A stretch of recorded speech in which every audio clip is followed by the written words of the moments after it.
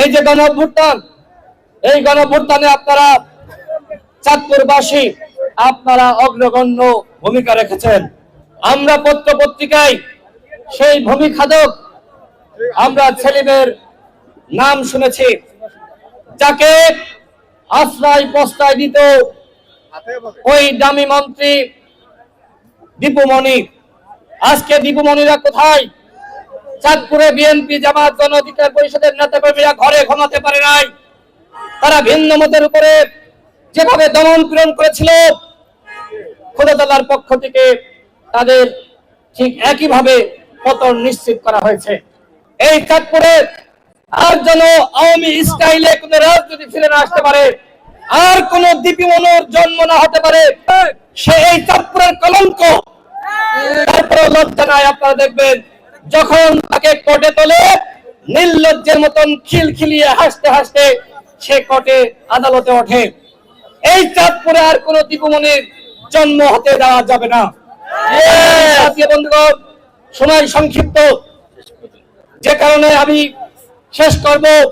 আমরা যে নতুন বাংলাদেশের স্বপ্ন দেখছি, এই নতুন বাংলাদেশ গড়তে হলে আমাদের জাতীয় ঐক্য এবং সংহতির কোনো বিকল্প নাই। আজকে আমরা লক্ষ্য করছি যে বিভিন্ন জায়গায় বিভাজন, আজকে আইন শৃঙ্খলা পরিস্থিতির অবনতি। সরকারের কাছে আমাদের যে প্রত্যাশা ছিল, এখনো পর্যন্ত সেই প্রত্যাশা পূরণ হয়নি। আমরা সরকারকে বলবো, আমরা প্রত্যেকটা দল আপনাদের সহযোগিতা করতে চাই। আমরা চাই রাষ্ট্র সংস্কার, গণহত্যার বিচার এবং একই সাথে নির্বাচনী রোডম্যাপ। আমরা যেটি বলেছি, আগামী ডিসেম্বরের মধ্যে ইলেকশন দিতে হবে। ইলেকশন দিয়ে যদি তাল বাহানা করা হয়, বাংলাদেশের মানুষ কিন্তু মানবে না। সর্বশেষ বলবো, আজকে সেনাবাহিনীকে জনগণের মুখোমুখি দাঁড় করানোর চক্রান্ত করা হচ্ছে। সেনাবাহিনী গণঅভ্যুত্থানে ভূমিকা রেখেছে। সেনাবাহিনী যদি বন্দুকের নল ওই আওয়ামী হায়নাদের দিকে তাক না করত, তাহলে এই গণঅভ্যুত্থান হতো না। সুতরাং কেউ সেনাবাহিনীকে নিয়ে মন্দ কথা বলার চেষ্টা করবেন না।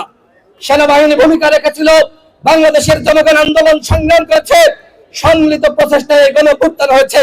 এই গণঅভ্যুত্থানের ধারা আমরা যদি আজকে সফল রাখতে চাই, তাহলে আমাদের সবাইকে এক থাকতে হবে। আওয়ামী লীগের ব্যাপারে আমাদের জিরো টলারেন্স।